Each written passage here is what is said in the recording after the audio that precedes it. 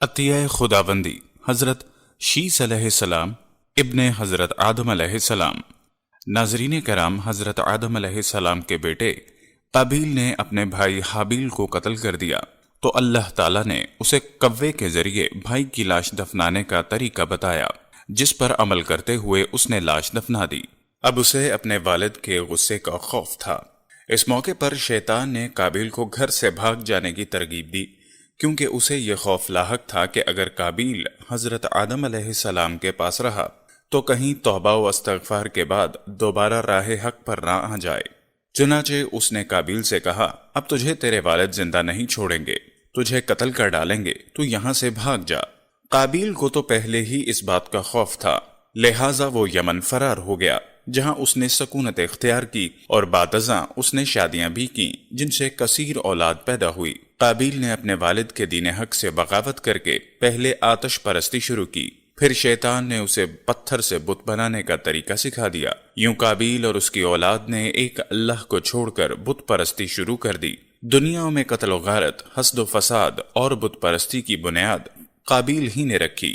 حضرت عبداللہ بن مسعود رضی اللہ تعالیٰ عنہ سے روایت ہے کہ حضور نبی کریم صلی اللہ علیہ وسلم نے فرمایا، دنیا میں جب بھی کوئی ظلم سے قتل ہوتا ہے تو اس کا ایک گناہ حضرت آدم علیہ السلام کے بیٹے قابیل کی گردن پر ضرور ہوتا ہے، اس لیے کہ یہ وہ شخص ہے جس نے ظالمانہ قتل کی ابتدا کی اور یہ ناپاک طریقہ جاری کیا۔ حضرت آدم علیہ السلام کو جب بیٹے کے قتل کی خبر ملی تو وہ بہت غمزدہ ہو گئے، کیونکہ حابیل نہایت سعادت مند، فرما بردار، نیک اور شائستہ نوجوان تھا۔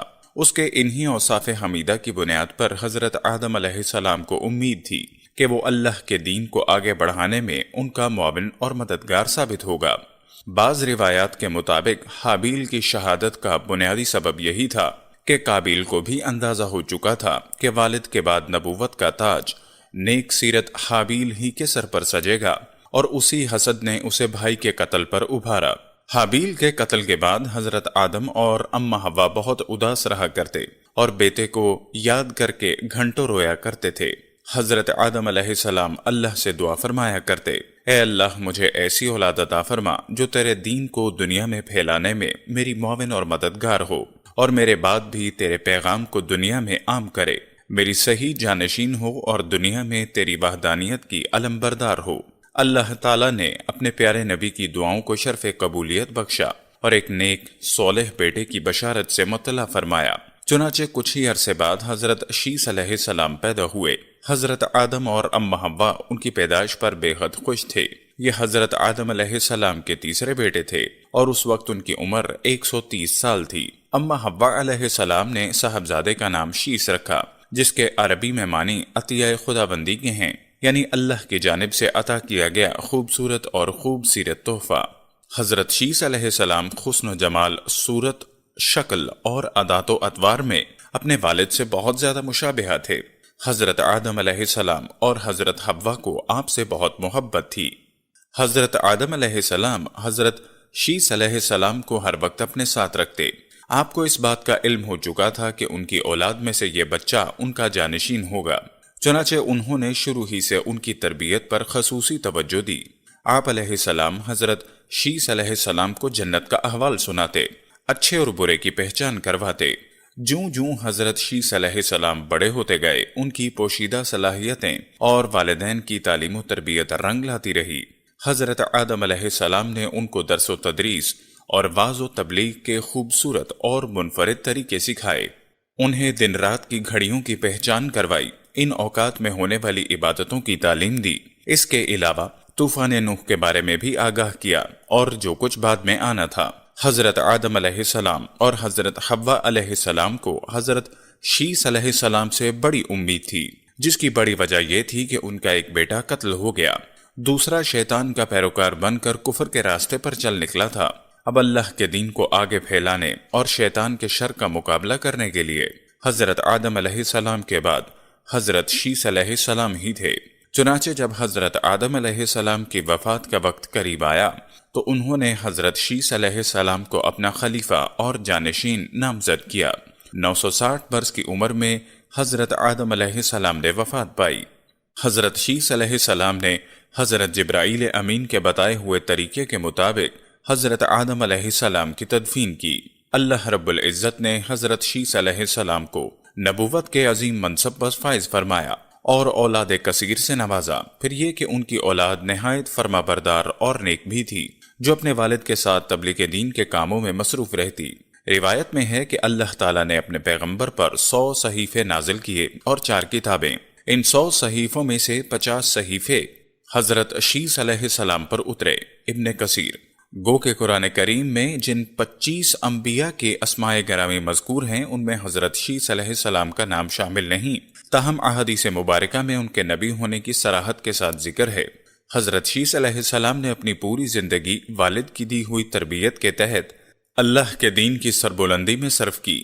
آخری عمر میں زیادہ ضعیف ہونے کی وجہ سے گوشہ نشین ہو گئے تھے، لیکن اولاد آپ کے کام کو آگے بڑھاتی رہی۔ حضرت شیث علیہ السلام اپنے بھائی قابیل کی اولاد کے کفر و شرک میں مبتلا ہونے اور شیطان کے آلائے کار بنے رہنے کی وجہ سے بڑے فکر مند رہتے تھے اور انہیں راہ راست پر لانے کی کوششوں میں لگے رہتے، جنہوں نے اپنے باپ قابیل کی شکل کے بت بنا کر اس کی پوجا شروع کر دی۔ روایت میں ہے کہ دنیا میں موجود تمام انسان یعنی بنی آدم علیہ السلام حضرت شیث ہی کی اولاد ہیں، کیونکہ حابیل تو محض 20 برس کی عمر میں اپنے بھائی قابیل کے ہاتھوں شہید کر دیے گئے تھے اور انہوں نے کوئی وارث بھی نہیں چھوڑا تھا، جبکہ دوسرے بیٹے قابیل کی اولاد شیطان کی پیروکار، اللہ کی نافرمان اور کفر پر گامزن تھی، جسے طوفان نوح میں غرق کر دیا گیا تھا۔ مسلمانوں کی طرح یہودی اور عیسائی بھی حضرت شیث علیہ السلام کو حضرت آدم و حوا کا تیسرا بیٹا، نبی اور ان کا جانشین تسلیم کرتے تھے، جبکہ وہ بھی اس بات کے قائل ہیں کہ موجودہ تمام انسان حضرت شیث علیہ السلام کی اولاد ہیں۔ حضرت شیث علیہ السلام لوگوں کو نصیحت فرمایا کرتے تھے کہ سچا مومن وہ ہے جو اللہ کو پہچانتا ہو، نیک اور بد کو جانتا ہو، بادشاہ وقت کا حکم بجا لاتا ہو، والدین کے حقوق ادا کرتا اور ان کی خدمت کرتا ہو، صلہ رحمی کرتا ہو، غصے پر قابو رکھتا ہو، محتاجوں اور مسکینوں کے ساتھ حسن سلوک سے پیش آتا ہو، گناہوں سے پرہیز کرتا ہو، مصیبت کے وقت صبر کرتا ہو اور اللہ کی نعمتوں پر اس کا شکر ادا کرتا ہو۔ حضرت آدم علیہ السلام کے انتقال کا وقت قریب آیا تو انہوں نے بیٹے حضرت شیث علیہ السلام کو اپنے قریب بلایا اور نصیحت فرمائی: اے میرے سعادت مند برخودار، تم میرے جانشین بنو گے، چنانچہ تم تقوی اختیار کرو اور جب بھی اللہ کا ذکر کرو تو اس کے ساتھ اس کے محبوب حضرت محمد صلی اللہ علیہ وسلم کا نام ضرور لیا کرو، کیونکہ میں نے ان کا نام عرش پر اس وقت لکھا دیکھا جبکہ میں روح اور مٹی کے درمیانی حالت میں تھا۔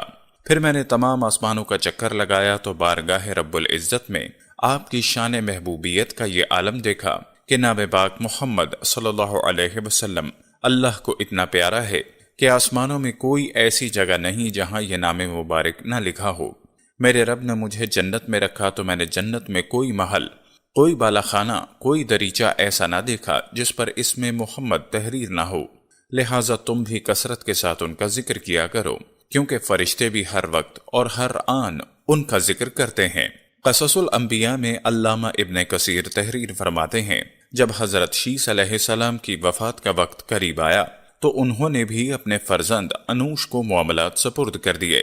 انوش کے بعد اس کا ولی عہد قینن بنا، اس کے بعد قینن کا فرزند مہلائل ان کا جانشین بنا، اور ایرانی عجمی لوگ انہی کے بارے میں خیال کرتے تھے کہ یہ 7 ولایتوں کے بادشاہ بنے، اور یہ پہلے شخص ہیں جنہوں نے جنگلات کا صفایا کر کے شہروں اور قلعوں کی بنیاد ڈالی، اور انہوں نے ہی شہر بابل اور شہر سوس آباد کیے۔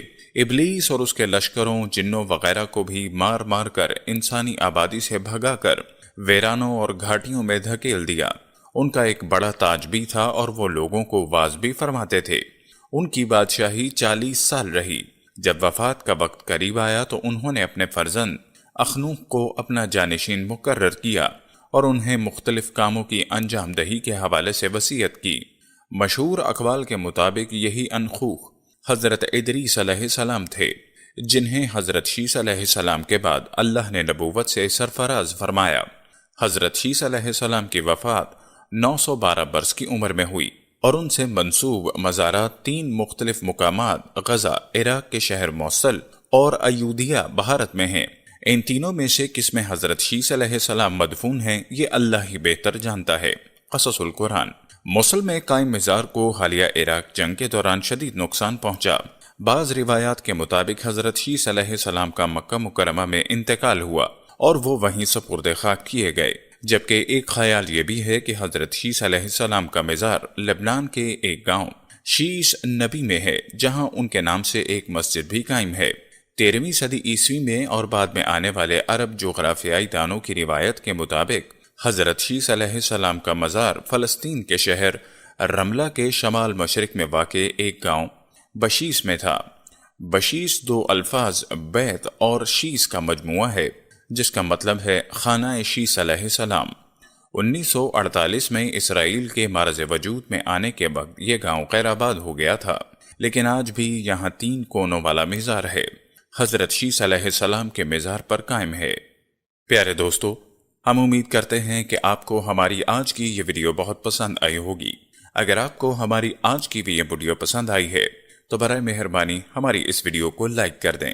اس کے ساتھ ہی ہمارے اس چینل کو ضرور سبسکرائب کر دیں اور ساتھ موجود گھنٹی کی علامت کو بھی دبا دیں تاکہ مستقبل میں اپلوڈ ہونے والی تمام ویڈیوز کا نوٹیفیکیشن آپ تک بر وقت پہنچ سکے۔ حضرت آدم علیہ السلام نے سارے آسمانوں اور جنت کے بالا خانوں میں آپ صلی اللہ علیہ وسلم کا اسم گرامی محمد لکھا ہوا دیکھا، جو اس بات کی دلیل ہے کہ آپ علیہ السلام کا نام گھر میں موجود ہو تو یہ باعث برکت ہے۔ پیارے دوستو، اگر آپ کا نام گھر میں موجود ہونے سے باعث برکت ہو سکتا ہے تو اس نام کو دل میں بسا لینے سے آپ اور میں ہمیشہ ہمیشہ کے لیے برکت کا باعث بن سکتے ہیں۔ آئیے ایک بار مل کر آپ صلی اللہ علیہ وسلم کی بارگاہ رسالت میں ہدیہ درود پیش کرتے ہیں۔ اللہم صلی علی محمد وعلی آل محمد کما صلیت علی ابراہیم وعلی آل ابراہیم انک حمید مجید۔ اللہم بارک علی محمد وعلی آل محمد کما بارکت علی ابراہیم وعلی آل ابراہیم انک حمید مجید۔ اللہ تعالیٰ آپ کا، ہمارا اور تمام اہل ایمان کا حامی و ناصر ہو، آمین۔